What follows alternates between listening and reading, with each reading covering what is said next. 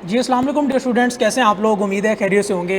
Sir this is Abdullah Maqsood Chaudhry from the platform of ARTD business school. Sir आज की इस video को बनाने का मकसद खास तौर पे सर ये उन बच्चों की रिक्वेस्ट पे वीडियो बन रही है सर जिन्होंने कहा है कि आप हमें ये बता दें कि लास्ट अटैम्प्ट में हमारा जो टैक्स का पेपर था, कैफ 2 टैक्स प्रैक्टिसेस का जो पेपर था सर, एक तो नई स्कीम आ गई है, उसकी वजह से क्या चेंजेस आई हैं वो भी बता दें, और सर क्या इसके अलावा भी कोई सिलेबस में चेंज आया है। तो सर उन बच्चों को एड्रेस करते हुए मैंने ये वीडियो बनाई है, ये वीडियो मैं बना रहा हूँ। और सर आप लोग को बताना इसमें यह है कि किस किस किस्म के चेंजेस जो हैं वो टैक्स के पेपर में आ चुके हैं, जो कि आपकी आने वाली अटैम्प्ट, सर कौन सी अटैम्प्ट, जो कि मार्च 2026 की अटैम्प्ट, उसके लिए रेलेवेंट है। तो सर आ जाएं वन बाय वन, बिना आपका टाइम वेस्ट किए हम इसको फर्दर डिक डाउन करते हैं। तो सर जी सबसे पहले तो आपको पता है ज़ाहिरी तौर पे कैफ 2 जो है उसका हमारा नाम taxation principle and compliance. Sir ये जो कंप्लायंस का वर्ड इसके अंदर ऐड हुआ है ना सर, इसकी बहुत बड़ी सिग्निफिकेंस है, और ये क्या सिग्निफिकेंस है ये इंशाल्लाह नीचे आते हुए मैं आपको फिर बताता हूँ। सर जी इसमें जो चेंजेस आई हैं आपको पता है एजुकेशन स्कीम भी हमारे पास आ चुकी है, और सर इसमें क्या है हमारे पास एक नया फाइनेंस एक्ट भी आ चुका है। तो सर ओवरऑल जो है हमारे पास किस तरह की चेंजेस हैं, दो तरह की चेंजेस हैं, टू टाइप्स ऑफ चेंजेस हैं हमारे पास in the syllabus of CAF 2 taxation principle and compliance. Sir कौन कौन सी, एक वो चेंज है जो आपकी स्कीम चेंज हुई है। सर स्कीम चेंज हुई है तो किस किस तरह के चेंजेस आ सकते हैं यार, क्या पता आपका जो ग्रिड है वो चेंज हो गई हो, क्या पता कोई नए चैप्टर्स री इंट्रोड्यूस करवा दिए गए हो, कोई नए चैप्टर इंट्रोड्यूस करवा दिए गए हो, क्या पता कोई एडिशनल चीजें आ गई हो, क्या पता कुछ निकाल दिया हो। सर सारी पॉसिबिलिटीज है ना आपके पास।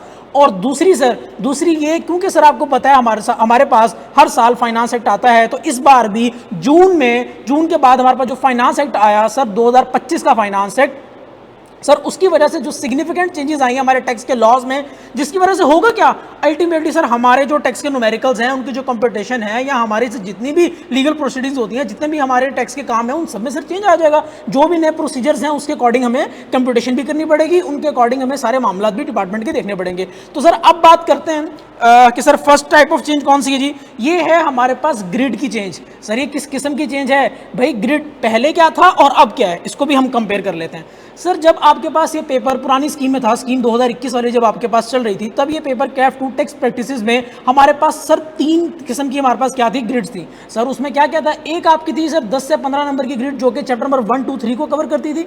दूसरी ग्रिड सर आपको पता होगा इनकम टैक्स की ग्रिड थी, जो कि सर हमारे पास चैप्टर नंबर 4 से स्ट्रेट जाती थी, कहां तक सर, चैप्टर नंबर 16 तक जाती थी। उसके बाद सर चैप्टर नंबर 17, 18 और 19, ये जो 3 चैप्टर्स हैं सर, इसके ऊपर एक ग्रिड थी जो सर हमारे पास ग्रिड सी थी, और इसकी वेटेज तकरीबन 25 से 30 से 35 नंबर की, ये सर इसकी वेटेज थी।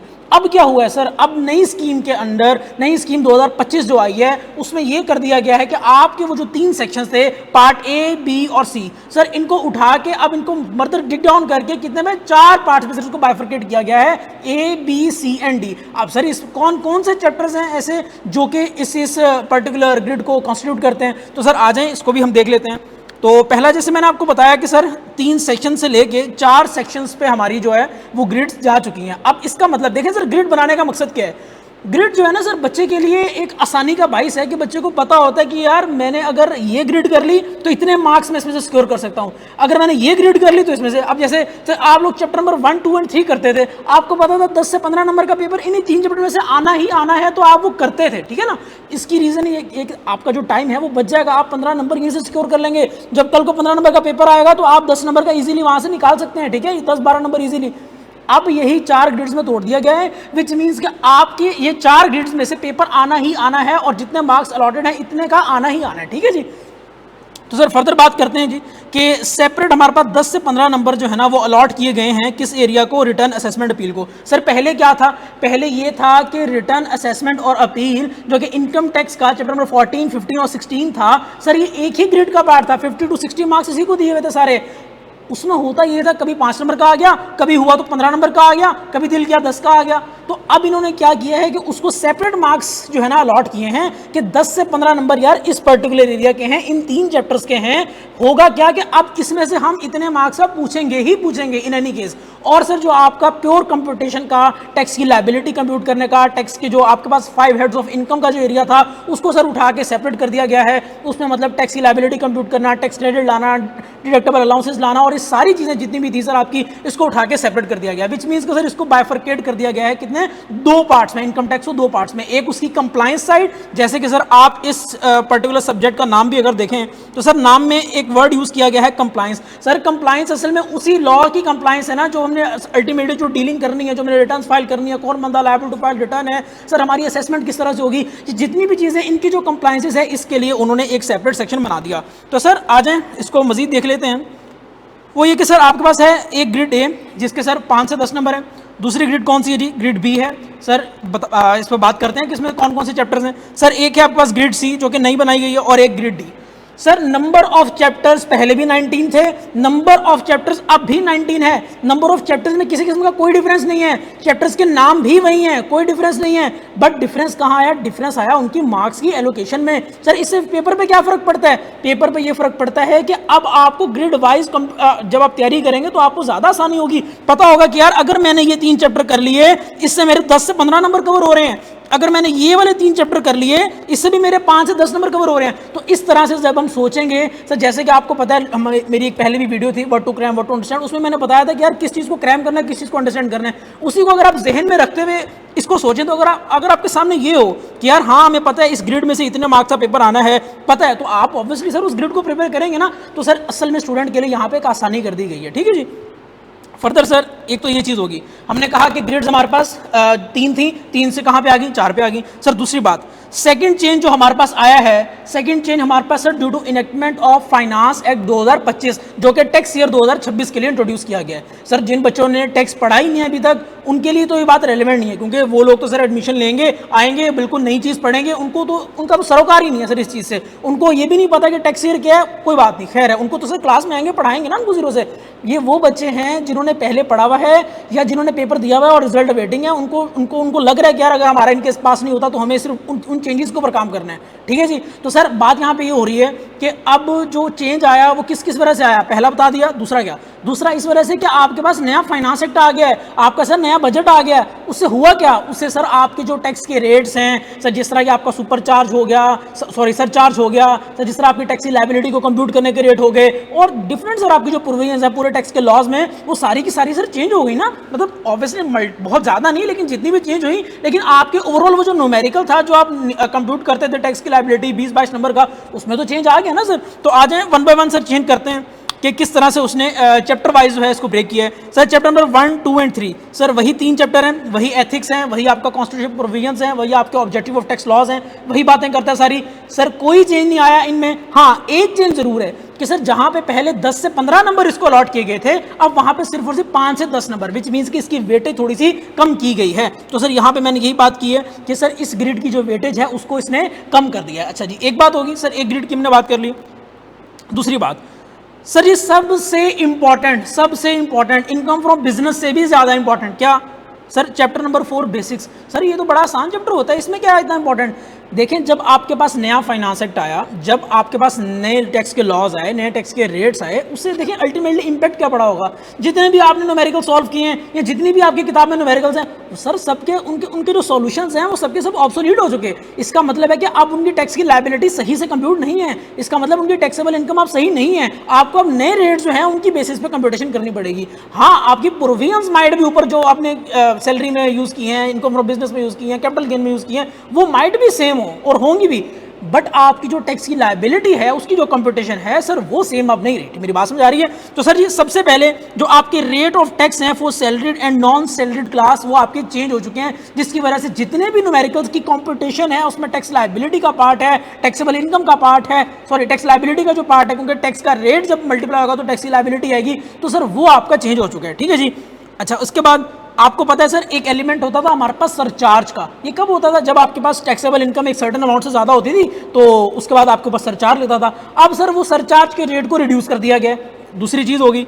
और इसके अलावा सर आपको ये भी याद होगा कि चैप्टर नंबर 4 में एक फुल टाइम टीचर और रिसर्चर का अलाउंस था सर, वो अब इन्होंने यहाँ से ऑनवर्ड्स इवेट कर दिया, खत्म कर दिया, बोला अब इस तरह का किसी किस्म का अलाउंस नहीं है। पहले जहाँ पे हम वो उसकी कंडीशन फुलफिल होने पे 25% की टैक्स का क्रेडिट देते थे, अब हम वो नहीं देंगे, अब इस किस्म का किसी किस्म का अलाउंस नहीं देंगे जो पहले हम सैलरी की इनकम के ऊपर, सैलरी के जो टैक्स होता था उसके ऊपर हम देते थे। अच्छा जी, इसके अलावा सर इनकम फ्रॉम सैलरी में अगर मैं स्पेसिफिकली बात करूं तो सर सारी आपकी प्रोविजन सेम है, लेकिन जो चेंज आया स्पेसिफिकली वो किसमें, आपका ट्रीटमेंट जो पेंशन का ट्रीटमेंट है उसकी जो टैक्सेबिलिटी है उसमें चेंज आया। सर पहले आप क्या करते थे, पहले आप सबका सब एग्जाम करवा देते थे सर्टेन एज से ऊपर, वो सारी कंडीशंस किताब में गिवन है। अब उसने कहा है कि आप पेंशन के ऊपर भी टैक्स देंगे, वहां पे उसने मल्टीपल क्लॉजेज ऐड कर दिए हैं। इसका मतलब ये हुआ कि सर अब जब भी पेंशन की बात आएगी तो हमें नए वाले फाइनेंस एक्ट के हिसाब से आंसर देना होगा, ठीक है जी। तो इतनी कोई टेक्निकल बात नहीं है, अगर आप पढ़ेंगे आपको समझ आएगा, टीचर आपको पढ़ाएगा, आप टीचर की बात सुनेंगे और उसकी एप्लीकेशन देखेंगे, आपको समझ आ जाएगी चीज, इतना कोई मसला नहीं है। तो सर यहाँ पे पर्टिकुलरली हमारे पास पेंशन की जो टैक्सेशन है उसके अंदर चेंज आया। सर इनकम फॉर प्रॉपर्टी एक छोटा चैप्टर था हमारे पास, इसके अंदर कोई किसी किस्म का कोई चेंज नहीं है।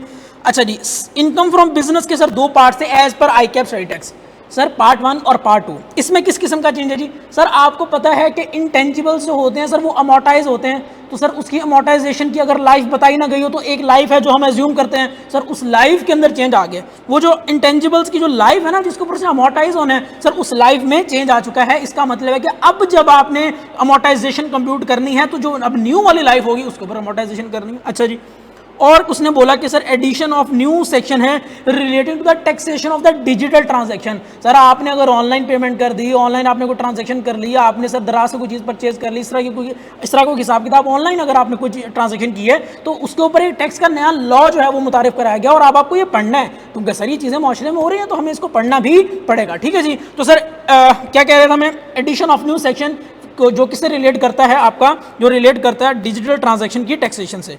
अच्छा जी, income from capital gain, sir एसएच स्पेसिफिकली कोई इतना मेजर चेंज, कोई बड़ा चेंज इसमें एसएच नहीं है, ठीक है जी। उसके बाद income from other source, sir जो rate of withholding tax है प्रॉफिट ऑन डेट के ऊपर, इंटरेस्ट के ऊपर, वो आपका चेंज हो चुका है इसके अंदर। आगे आ जाए जी, sir tax credit and losses, tax credit and losses में सर जी जो चेंजेस आई हैं वो क्या है कि आप पहले जो है इनकम फ्रॉम बिजनेस के लॉसेज को एडजस्ट कर लिया करते थे किसी एक पर्टिकुलर अदर हेड के साथ, ठीक है जी। अब सर उसने वहाँ पे चेंज कर दिया, उसने कहा कि इनकम फ्रॉम बिजनेस के जो लॉसेज का जो एडजस्टमेंट है ना वो हम एक ऐसा हेड है जिसके अगेंस्ट आप नहीं देंगे। हम क्या है सर वो तो इंशाल्लाह हम लेक्चर्स में उसकी बात करेंगे। अच्छा, इसके अलावा एक टैक्स का क्रेडिट है जो दोबारा से री इंट्रोड्यूस करा दिया गया, पहले वो हुआ करता था लेकिन फिर वो खत्म कर दिया गया, अब वो दोबारा से टैक्स क्रेडिट वो आ चुका है। वो क्या है कि टैक्स क्रेडिट सर ये तो इंशाल्लाह हम डिटेल में अपने लेक्चर्स में डिस्कस करेंगे, अभी तो आपको आइडिया देना है कि किस किस्म के चेंजेस आपके सिलेबस का पार्ट बने हैं। अच्छा जी, फर्दर जी एओपी और आपके पास इसमें भी किसी किस्म का कोई चेंज नहीं है। और सर फॉरेन टैक्स क्रेडिट और जो फॉरेन इनकम का जो चैप्टर था आपके पास, इसमें भी किसी किस्म का कोई चेंज नहीं है। सर यहाँ तक तो हमने बात कर ली किस किस की, सर ग्रिड ए की, जहाँ पे हमारे पास सिलेबस में चेंज नहीं है बट सर हमारे पास उसकी वेटेज कम होगी। दूसरी बात सर हमने बात की सर वो जो इनकम टैक्स की कंप्यूटेशन वाला एरिया था, इनकम टैक्स की चार्जेबिलिटी वाला एरिया था, न्यूमेरिकल पोर्शन जो था उसके अंदर रेट्स में बहुत जगह चेंजेस आए हैं। उसकी वजह से होगा क्या, जितने भी आपके न्यूमेरिकल्स हैं सर उन सारे न्यूमेरिकल्स में भी चेंज आ जाएगा। अच्छा जी, अब आगे चलते हैं जी ग्रिड सी के ऊपर। सर रिटर्न असेसमेंट और अपील, सब्जेक्ट का नाम देखिएगा एक बार और उसके बाद इस सेक्शन पे आएगा, वहां पे जो वर्ड कंप्लायंस का ऐड किया गया है। अब ये जो सेक्शन है, ये जो ग्रिड सी है हमारे पास, रिटर्न असेसमेंट और अपील, सर इसकी सिग्निफिकेंस ज्यादा हो चुकी है। अब मतलब क्या है इस बात का, मतलब ये है कि यार मेयर टैक्स की लायबिलिटी कंप्यूट नहीं करनी हमने, सिर्फ ये नहीं कि income from salary, income from business, capital gain और सबको मिला के और टैक्स की रेट लगा के लायबिलिटी कंप्यूट कर दी, ये बात नहीं है। हम चाहते हैं कि आपको जो है कंप्लायंस का भी नॉलेज हो टैक्स के लॉज की, ठीक है, कि किस तरह से आपने जाके डिपार्टमेंट में चीज़ों को डील करना है। तो अब और आपकी सर ये जो ड्यू डेट्स हैं आपकी रिटर्न फाइलिंग की, कौन कौन बंदा liable to file the return है, ठीक है, आपका एनटीएन का क्या हिसाब है, आपके जो रिटर्न और रिकॉर्ड्स हैं उनका क्या हिसाब किताब है, कब तक रखने कब तक नहीं रखने, आप इन चीज़ों की जो कंप्लायंस है वो है पर्टिकुलर सेक्शन में। अगर आपकी असेसमेंट होती है, नॉर्मल असेसमेंट आपकी होगी, ठीक है, फिर उसके ऊपर अमेंडमेंट होती है, वो जो सारे सेक्शंस हैं वो इसके अंदर है। अब इन चीज़ों की कंप्लायंस यहाँ पे सर टाइम बताया हुआ है, टाइम लाइन्स बताई हुई है जिसके अंदर आपको रहते वो सारे काम करने हैं। और सर अपील्स में खास तौर पे क्या था, अपील्स में ये था कि आपको पहले एक डिपार्टमेंट से, कमिश्नर अपील से पहले क्या हुआ करता था, कमिश्नर अपील से आपको जाना है सर कहाँ पे, सर कमिश्नर अपील से आपको उससे एक नेक्स्ट वाले डिपार्टमेंट पे जाना है, अच्छा जी ठीक है चले जाएंगे, उसके बाद उससे नेक्स्ट पे जाना है, ठीक है जी चले जाएंगे। अब वो नेक्स्ट कौन, अब हुआ ये इन्होंने किया ये है, पहले चेंज किया उसको, अब दोबारा से जो पहले वाला था उसको ले आए हैं। मतलब अभी जो रिसेंटली हमने पढ़ाया वो क्या था, वो था कि सर अगर एक सर्टेन अमाउंट से ऊपर की है ना अमाउंट, तो आपने डायरेक्ट जो है कहाँ जाना है, आपने डायरेक्ट एपलेट ट्रिब्यूनल में चले जाना है, ठीक है जी, अच्छा ठीक है चले गए। अब उन्होंने दोबारा से उसको रिवर्ट कर दिया है। कहने का मतलब यह है कि आपका जो एपलेट प्रोसेस था वो रिवर्ट हो गया है आपके प्रीवियस मैकेनिज्म के ऊपर। मतलब आपने पहले एक डिपार्टमेंट से फिर दूसरे पे और फिर तीसरे पे जाना है, ये है आपका प्रोसेस, ये है। मतलब उसको जो पहले उन्होंने चेंज किया अब दोबारा पुराने वाले उस पे ले गए। लेकिन सर ये क्या है, आप क्या बातें कर रहे हैं, इंशाल्लाह इसको हम डिटेल में तो हम अपने उस रिटर्न असेसमेंट और अपील के चैप्टर में समझ रहे होंगे, बट कहने का मकसद ये है कि अब इसमें भी चेंज आ चुका है। तो जिस किसी बच्चे ने भी पिछली अटेम्प्ट वाला पढ़ा है अब वो यहाँ पे रेलिवेंट नहीं होगा अपील्स का एरिया। मेरी बात समझ आ रही सर जी? अच्छा आगे चलें सर, इसके बाद बात करते हैं सेल्स टैक्स के ऊपर। सर सेल्स टैक्स का आपका रेट भी वही है, ठीक है, बिल्कुल ठीक है, आपके जो लॉज हैं, आपके टाइम ऑफ सप्लाई और सारी चीज़ें वही हैं, ठीक है। बट उसके अलावा क्योंकि आपको पता है कि हम चाहते हैं कि यार जो नॉन रजिस्टर्ड हजरात हैं जो कि टैक्स के एम्बिट में आते ही नहीं है, इनको यार किसी तरह से करवाया जाए रजिस्टर, तो इनके ऊपर सर एक सेक्शन मजीद एक जो है वो मुतारिफ कराया गया है जिसका नाम क्या जी, coercive action upon non registration. Sir जो बंदा आपका नॉन रजिस्टर्ड होगा उसके ऊपर ये जो एक्शंस हैं ये देखे जाएंगे, ये एक्शन जो हैं उसके लिए उसके ऊपर किए जाएंगे। अब सर बात क्या है, सारा आपने में सर डिस्कस कर लिया, देख लिया कि सर चैप्टर वाइज किस तरह की चेंजेस हैं, आपने ये भी देख लिया कि सर ग्रिड वाइज किस तरह की चेंजेस हैं, किस तरह आपकी नई स्कीम ने इसको इम्पैक्ट किया, आपने ये भी देख लिया कि किस तरह नए फाइनेंस एक्ट ने इसको इम्पैक्ट किया। अब सर जब ये वीडियो जाएगी तो बहुत सारे बच्चों के सवाल आएंगे, सर क्या हम पिछले अटेम्प्ट के जो लेक्चर्स हैं वो देख लें। मैं इसके ऊपर कहता हूँ कि आपकी असेसमेंट है, देखें आपने पेपर दिया, आपके 30 नंबर आए, 35 नंबर आए, 40 आए, 48 आए, जितने भी आए, अब बात ये नहीं है कि आपने वो 2 नंबर या 3 नंबर या 4 नंबर कवर करने हैं, जितने से भी आप फेल हुए, बात यह है कि आपने पूरे के पूरे 50 नंबर लेने हैं, तो इसके लिए आपको मेहनत भी उतनी ही करनी पड़ेगी। मतलब ऐसा नहीं कह सकता कि अगर 100 घंटे रिक्वायर्ड थे तो आपने 80 दिए, अब आप बोलें यार बस 20 और दूंगा तो इंशाल्लाह इस बार निकल जाएगा। नहीं सर, आपको 0 से ही काउंट करना है और आपको 100 पे दोबारा जाना है, ठीक है जी। तो अब कहने का मकसद ये है कि आप अपनी असेसमेंट खुद से करें, यहाँ पे देखें कि आपको कितना आता है, आपका सर वीक एरिया ऐसा क्या था जिसकी वजह से आपका पेपर रह गया, और उसके बाद ये जो न्यू चेंजेस हैं सर ये उस बच्चे के लिए है जो खुद से मेहनत कर लेगा। ये जो न्यू चेंजेस हैं इसके ऊपर कहीं से वो लेक्चर्स देख ले, आप बुक्स देख ले, ICAP की किताब से पढ़ ले, अगर उसको समझ आ जाता है खुद से, ऐसा सर बहुत कम स्टूडेंट्स हैं, लेकिन अगर आ जाता है तो मेरा नहीं ख्याल उसको फिर मजीद किसी लेक्चर की ज़रूरत है। सर ये मैं ट्रू एंड ऑनेस्ट बात कर रहा हूँ आपसे, क्योंकि इतनी कोई बहुत सिग्निफिकेंट चेंजेस नहीं है जिसकी वजह से मैं बोलूँ कि यार अब आपको नया पोर्टल लेना ही लेना है, इसके बगैर जो है ना मेरा पोर्टल बिकेगा नहीं तो बस मेरी रोजी रोटी नहीं चलेगी, ऐसी सर कोई बात नहीं है। हाँ, अगर ये चीज़ें देखने के बाद आप इसके ऊपर रिसर्च करके खुद से ICAP के स्टेट टैक्स को रीड करके अगर आप कर लेते हैं फिर नहीं, बट अगर आपको मैं बेटर अप्रोच दूं, आपकी ज़िंदगी के 6 महीने अगर मैं सेव करना चाहूं तो मैं आपको ये बोलूँगा कि सर आपको ये चाहिए कि किसी एक टीचर के साथ लग जाएं, उससे होगा अल्टीमेटली ये कि जिस तरह से टीचर आपको नई नई चीज़ें करवा रहा होगा, बता रहा होगा, आप भी इसी के साथ साथ अपडेट रहेंगे। सही है, आपके सारे के सारे न्यूमेरिकल जो हैं वो सर आप टीचर के साथ अपने सॉल्व कर रहे होंगे। तो इस तरह के जो सवाल था उनका जवाब मैंने आपको दे दिया कि आपकी पहले तो ये सेल्फ असेसमेंट है, आपने खुद देखना है कि आपको नीड है या नहीं है। सर मैंने तो चेंजेस आपके सामने ला के रख दिए हैं, ठीक है जी। अब इसके बाद आपका काम यह कि स्टेट टैक्स सामने रखें, देखें आपको समझ आते हैं नहीं आते तो सर आप चुप करके आंखें बंद करें और आ जाएं, एक उस्ताद का जो है ना वो बाजू थाम लें और उससे साथ साथ चलें। लेकिन अगर आपको लगता है कि आप कर लेंगे सर, फिर किसी किस्म के किसी और लेक्चर की जरूरत नहीं है, आप खुद से भी इसको कर सकते हैं, ठीक है जी। लेकिन ये चंद ही एक आध हज़रात होंगे, बहुत ज़्यादा ऐसे नहीं होंगे।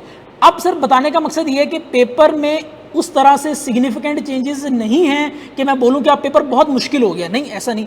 ग्रिड वाइज देखा जाए, देखिए पेपर तो वही है, चैप्टर्स तो वही हैं, सब कुछ वही है, टैक्स का हैवी टैक्स सारी चीज़ें वही हैं, बट अब यहाँ पे आपके लिए आसानी ये कर देगी कि ग्रिड वाइज को तोड़ के कि यार अगर एक बच्चा जो है सर, अगर एक बच्चा सर इस ग्रिड के ऊपर काम कर ले, अगर एक बच्चा इस ग्रिड के ऊपर काम कर ले, इस ग्रिड के ऊपर काम कर ले, इस तरीके से अगर ग्रिड वाइज चलेगा, ठीक है, तो उसका पेपर पास होने के चांसेस ज़्यादा हैं। अब ये नहीं पता था जब ऐसा हिसाब किताब नहीं था, तब ये नहीं पता था कि यार ये यहाँ से कितना पेपर उठा के देगा, यहाँ से कितना पेपर देगा और यहाँ से कितना पेपर, चाहे तो 20 नंबर का नीचे से दे दे, चाहे तो ना दे।